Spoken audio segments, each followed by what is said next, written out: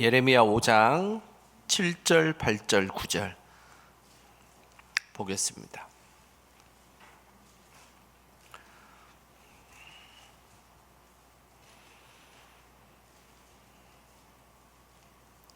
예레미야 5장 7절부터 9절까지 우리 한 목소리로 말씀 읽겠습니다. 내가 어찌 너를 용서하겠느냐? 내 자녀가 나를 버리고 신이 아닌 것들로 맹세하였으며 내가 그들을 배불리 먹인즉 그들이 간음하며 창기의 집에 허다히 모이며 그들은 두루 다니는 살진 수말같이 각기 이웃의 아내를 따르며 소리 지르는도다. 여호와의 말씀이니라. 내가 어찌 이 일에 대하여 벌하지 아니하겠으며 내 마음이 이런 나라에 보복하지 않겠느냐. 아멘. 오늘도 기도의 자리에 나오신 우리 성도님들 주님의 이름으로 축복합니다. 자, 오늘도 영상으로 예배 드리신 분들도 동일한 은혜가 임하시기를 소망합니다. 우리 옆 사람에게 인사 한번 하겠습니다. 더운데 고생 많으십니다. 이렇게. 예. 날씨가 많이 덥긴 합니다. 그죠? 아침부터 보니까 덥더라고요. 벌써 우리나라도 이제 39도, 서울은 39도, 뭐 40도 이런 게 이제 여름에 자연스러워졌어요. 그래서 양산은 또 뭐 42도까지 올라가고 있는데 여기가 한국인지 인도인지 구분이 안 갈 정도로 무척 덥습니다. 그래도 늘 건강하시기를 주님의 이름으로 축복합니다. 우리 인생을 돌아보면 고난과 역경 이런 것들이 우리를 힘들게 하고 그리고 우리를 또 넘어지게 하긴 하지만 어떨 때는 그 고난과 역경이 우리의 신앙을 단단하게 만듭니다. 하지만 반대로 황금의 시기, 평안한 시기에는 그 인생이 꽃을 피울 것 같고 우리의 믿음도 더 아름답게 가꾸어 갈 것 같지만 실제는 이런 황금의 시기와 번영의 시기는 우리의 신앙을 타락시키는 요인이 될 때가 많습니다. 산업혁명 때의 일입니다. 전기기관이 발명됨에 따라서 인간이 노동력을 제공하다가 이제 기계가 노동력을 제공하기 시작했습니다. 그러다 보니까 이제 많은 대량 생산이 이루어지고 많은 물질의 부가 축적되기 시작했습니다. 이런 시기에 우리의 삶을 걱정하던 한 사상가가 있었습니다. 토머스 칼라일이라는 사상가인데요. 그는 고난과 역경보다는 풍요가 가져주는 것에 대한 걱정을 그 당시에 했었습니다. 그는 이런 말을 했습니다. 역경을 견디기란 때론 몹시 어려운 일이다. 그러나 번영을 감당할 수 있는 사람이 한 명이라면 역경을 견뎌내는 사람은 100명이나 된다. 실제로 그렇습니다. 역경을 이겨내는 일은 사실은 쉬운 일은 아닙니다. 힘들고 어려운 순간을 지나가고 있는 사람에게 그 길은 쉬운 길이다. 나중에는 승리하게 될 것이다. 그런 이야기하면 너무나 신뢰되는 이야기지 않습니까? 그런데 오늘 역경을 이기는 사람은 그래도 한 100명쯤 된다고 이야기한다면 번영과 이런 그 삶의 풍요로움을 이길 수 있는 사람은 한 명밖에 되지 않는다라고 이야기하고 있다는 것입니다. 그만큼 우리 삶에 풍요와 번영이 있을 때에 우리는 늘 타락하기 쉽기 때문입니다. 우리의 신앙도 마찬가지입니다. 고난과 역경이 찾아올 때는 우리는 주님께 매달리며 기도하고 예배의 자리로 나옵니다. 하지만 풍요롭고 걱정과 근심이 없을 때는 오히려 기도의 자리, 예배의 자리를 소홀하게 되는 경우가 많다는 것입니다. 우리의 삶의 어떤 순간에도 늘 흔들리지 않는 그런 믿음 되시기를 주님의 이름으로 축복합니다. 오늘 본문은 이스라엘 백성들이 하나님께 주신 번영으로 인하여 타락한 모습을 보여주고 있습니다. 우리 7절 말씀 같이 한번 보겠습니다. 읽어보겠습니다. 내가 어찌 너를 용서하겠느냐? 내 자녀가 나를 버리고 신이 아닌 것들로 맹세하였으며 내가 그들을 배불리 먹인즉 그들이 간음하며 창기의 집에 허다히 모이며. 하나님은 이스라엘 백성들에게 번영을 주었는데 오늘 이 번영에 관련된 단어가 배불리 먹인 즉이라는 단어입니다. 이 단어는 배불리 먹다라는 이 단어는 히브리어로 사바라는 단어를 쓰는데 이것은 넘치도록 채워주었다는 겁니다. 그냥 우리가 적당히 우리가 살아갈 수 있는 정도까지만 채워준 것이 아니고 배불리 먹였다라는 이 표현은 차고 넘치도록 풍요와 그리고 번영을 주었다라는 그런 의미입니다. 그런데 문제는 하나님께서 이스라엘 백성들에게 넘치도록 배불려 먹여주셨지만 이스라엘 백성들의 모습을 보니까 오늘 이렇게 기록되어 있습니다. 그들이 간음하며 창기의 집에 허다히 모였다라고 말씀하고 있습니다.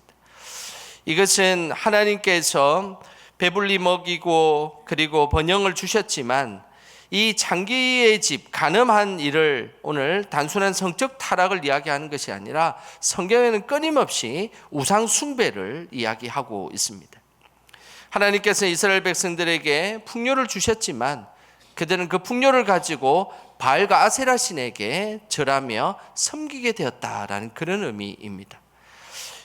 바알과 아세라는 풍요와 다산의 신이었습니다. 그들이 생각하기에 이 번영은 하나님께서 주신 것이 아니라 오히려 바알과 아세라가 준 것처럼 그들은 여겼던 것입니다. 이 모습이 풍요 속에 타락한 인간의 모습입니다. 사람은 결핍이 있고 그리고 어려움이 있으면 하나님을 붙들고 찾습니다. 하지만 풍요의 때는 하나님을 곧바로 배신할 때가 너무 많다는 것입니다. 혹시 우리에게도 이런 모습이 있지는 않습니까? 우리가 자녀의 문제, 물질의 문제, 질병의 문제가 있을 때는 우리는 늘 마음이 가난해집니다. 그러면서 하나님 앞에 더 기도하고 그리고 예배의 자리로 나아갑니다. 그런데 풍요의 시기에는 더 많이 놀러 다니고 예배에 집중하지 못하고 늘 세상의 것만 쫓아가게 되는 경우가 많습니다. 우리의 믿음은 가난한 상황이든 고난의 시기든 때로는 풍요의 시기이든 번영의 시기이든 신실하게 하나님을 찾는 것, 이것이 진짜 하나님께서 기뻐하시는 믿음의 모습입니다. 우리 영광의 성도들은 이런 모습으로 신실하게 하나님 앞에 나아가시기를 주님의 이름으로 소망합니다. 가장 풍요로운 시기에 있었던 이스라엘은 가장 타락한 시대였습니다. 그때는 북이스라엘의 여로보암 2세 때가 이런 모습이었습니다. 그때는 정치 경제가 왕성하게 일어났던 시기였습니다. 주변의 강대국이었던 아수르가 쇠퇴하면서 이스라엘은 약간의 한동안 번영의 시기를 겪었습니다. 여로보암 2세는 이 시기에 각종 무역을 통하여서 많은 부를 취하였고 그때 당시에 다윗 시대에 그 점령했던 땅들을 다시 다 차지하여 가지고 경제와 정치가 부흥기를 이루었습니다. 반면에 영적으로는 가장 타락한 시기였습니다. 우상을 숭배하고 가난한 자를 압제하고 하나님을 모른다라고 소리치며 다녔던 시대가 바로 여로보암 2세의 시기였습니다. 이때 활동했던 선지자가 바로 아모스 선지자입니다. 이 시대를 고발하는 아모스의 외침이 아모스 3장 15절에 나옵니다. 우리 같이 함께 읽어보겠습니다. 겨울궁과 여름궁을 치리니 상하궁들이 파괴되며 큰 궁들이 무너지리라. 여호와의 말씀이니라. 여로보암 2세 때 부요함의 상징이 되는 것은 상하로 만든 겨울궁, 여름궁이었습니다. 당시의 겨울궁은 이런 것입니다. 겨울이 날씨가 추우니까 저 이스라엘의 그 해발 아래로 있는 여리고는 해발 한 300m 아래에 있기 때문에 늘 겨울에도 온난한 그런 장소입니다. 그곳에 겨울궁을 지어가지고 이스라엘 백성들이 추우면 그 여리고성이 있는 쪽으로 가서 겨울궁에서 겨울을 났습니다. 그리고 여름궁은 지금도 더운 것처럼 이스라엘도 더위가 만만치가 않습니다. 고도가 높을수록 시원하기 때문에 여름궁은 고도가 높은 산 위에다가 여름궁을 지었습니다. 더울 때는 겨울궁에 가서 추위를 피하고 그 다음 더울 때는 여름궁에 가가지고 더위를 피했던 그 시절이었다는 것입니다. 그런데 오늘 하나님께서 상하로 만든 이 겨울궁과 여름궁을 파괴할 것이다 라고 말씀하고 있습니다. 그 이유는 이들이 우상 숭배를 하고 그곳에서 가난한 자들을 압제하는 그런 죄를 범했기 때문입니다. 다른 어떤 왕들보다 많은 부요와 번영을 누렸지만 결국 여로보암 2세는 하나님 앞에 우상 숭배와 가난한 자들을 무력으로 못 살게 굴었던 그런 잔인한 왕으로 기록되게 되었던 것입니다. 결국 이런 풍요가 오히려 이들의 신앙을 떨어뜨리게 만드는 결정적 요인이 되었던 것입니다. 우리는 우리에게 가끔은 시대에 따라 그리고 또 우리의 인생에 따라 풍요가 다가올 때가 있습니다. 그때 기억하시길 바랍니다. 그 풍요는 하나님이 주신 것이라는 것을 기억하셔야 됩니다. 그리고 그 속에서 우리가 정말로 겸손할 수 있다면 그 사람이 진정 하나님 보시기에 아름다운 신앙인이 되는 것입니다. 북이스라엘이 풍요로울 때 죄를 지은 것과 같이 남유다도 풍요로움 속에서 하나님 앞에 죄를 지었습니다. 그 모습이 오늘 8절에 잘 나오는데요. 8절 말씀 같이 함께 읽어보겠습니다.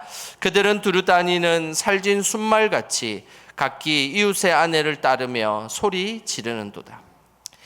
남유다의 이 풍요로운 상징은 살진 순말이었습니다. 살진 순말은 영양 상태가 너무 좋아서 날뛰는 수컷 말을 의미합니다. 8절에 보면 이 순말이 어떤 아내를 따랐다고 기록되어 있습니까? 이웃의 아내를 따랐다라고 기록하고 있습니다. 아니 자기 아내를 따라야지 왜 이웃의 아내를 따르고 있는 것이겠습니까?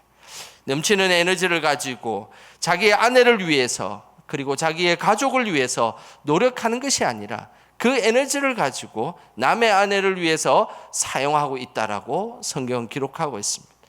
이것이 풍요로움에 있었던 남유다의 타락의 전형적인 모습입니다. 하나님께서 물질을 주시고 부유함을 주시고 힘을 주시고 에너지를 주셔서 그것을 통해서 더 열심을 다해서 하나님을 찬양하며 경배하는 자로 나가야 될 터인데 오히려 우상을 숭배하고 그리고 더 기가 찬 노릇은 그 일들을 통하여서 더 많은 죄를 힘을 다해 지었다라는 사실입니다.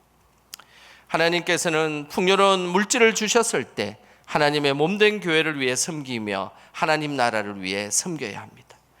그리고 하나님께서 우리에게 아주 좋은 건강을 주셨을 때 그 건강한 순간에 하나님의 교회를 위해 그리고 하나님 나라를 위해 또 가정을 위해 사용하며 섬겨야 한다는 것입니다. 그런 분들이 한 분씩 있으십니다. 여기 계신 분들은 아니겠지만 젊은 날에 힘있고 물질 많았을 때는 제가 참 많이 방탕했습니다. 이제 힘없고 연약한데 교회 와서 너무 죄송합니다. 이렇게 저한테 이야기하는 분들이 제법 많이 계십니다. 오늘 여기 금요 기도에 오신 분들은 그런 분들은 아무도 안 계신 것 같아요. 젊은 날에 힘있고 돈 많을 때는 그렇게 방탕하게 살아가다가 이제 돌봄이 필요하고 힘이 약해지니까 이제서야 교회에 와서 그래도 저는 교회에 오는 게 더 합당하다고 생각합니다. 그런 이야기를 하며 인생을 후회한들 그것은 하나님께서 기뻐하시는 일이 아님을 우리는 기억해야 하는 것입니다.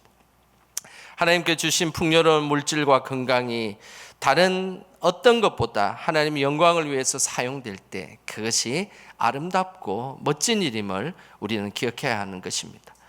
베드로전서 4장 10절에 이런 말씀이 있습니다. 우리 같이 읽어보겠습니다. 각각 은사를 받은 대로 하나님의 여러 가지 은혜를 맡은 선한 청지기 같이 서로 봉사하라. 하나님께서 우리에게 분명히 은사를 주셨습니다. 그런데 이 다양한 은사는 선한 청지기 같이 사용할 것을 말씀하셨습니다. 이 선한이라는 칼로스라는 이 단어는 도덕적으로 착하다 그런 의미가 아니라 주인의 의도에 맞게끔 일을 할 때에 선하다라는 그런 뜻을 씁니다. 선한 청지기는 무엇이겠습니까? 하나님의 목적과 의도에 맞는 일을 하는 청지기다라고 말씀하고 있는 것입니다. 결국 하나님께서는 우리에게 다양한 은사를 주셨지만 그 은사는 하나님 목적에 맞게 사용될 때에 그 은사가 빛나게 되는 것입니다. 자기의 욕심과 자랑으로 쓰여진다면 그 은사는 결코 빛날 수 없습니다. 항상 하나님 주시는 은사를 선한 청지기 같이 사용하시기를 주님의 이름으로 축복합니다. 하나님은 하나님의 백성에게 주신 풍요로움을 합당하게 사용하지 않고 타락한 곳에 사용한 그 남유다를 향해 엄중히 경고하셨습니다. 6절에 그 경고가 있습니다. 우리 같이 읽어보겠습니다. 여호와의 말씀이니라. 내가 어찌 이 일에 대하여 벌하지 아니하겠으며 내 마음이 이런 나라에 보복하지 않겠느냐. 하나님은 하나님이 주신 풍요로움을 합당한 곳에 사용하지 않는 이들을 향해서 벌을 내리시고 분명히 보복할 것이다라고 말씀하셨습니다. 이 벌과 보복은 풍요로움을 모두 가져가 버려서 이전보다 더 못한 삶을 살게 될 것이다 라는 것입니다. 실제 이스라엘 백성들은 지난날 이방 민족에게 수탈을 당했던 것보다 더 못한 포로 신세로 잡혀가서 그 포로를 겪으며 극심한 가난과 질병에 시달렸습니다. 시편 137편에 보면 정말 가슴 아픈 이야기가 나옵니다. 그렇게 예배의 자리에 오라고 할 때는 오지 않았던 이스라엘 백성들이 정작 바벨론 포로에 잡혀가서는 바벨론 사람들에게 찬양해 보라고 조롱을 당하는 장면이 나옵니다. 이 그발강가에서 그 조롱을 당하는 그 순간 너무나 기가 찬 일이지 않습니까? 그렇게 예배의 자리에 오라고 했을 때는 오지 않았는데 포로로 잡혀가니까 오히려 포로로 잡혀간 그 이방 나라에서 예배 한번 드려봐라, 비파와 수금을 한번 켜봐라 라고 조롱하는 장면이 나옵니다. 하나님께서는 그 예배의 자리, 조롱과 수치를 당하는 그 자리에 이스라엘 백성들이 다시 돌이키며 그들이 예배의 자리로 진정으로 나오기를 기대하셨던 것입니다. 우리는 힘들고 어려울 때만 하나님을 찾는 존재가 아닙니다. 하나님께서 풍요로움과 은사를 주셨을 때도 하나님을 찾는 존재가 되어야 합니다. 선한 청지기가 되어 늘 하나님 나라를 위해서 살아가는 것, 그것이 이 땅에 우리가 살아가야 될 우리의 모습인 것입니다. 하나님 앞에서 선한 청지기가 다 되어서 평생 하나님 손만 붙들고 살아가는 우리 모두가 되시기를 주님의 이름으로 축원합니다.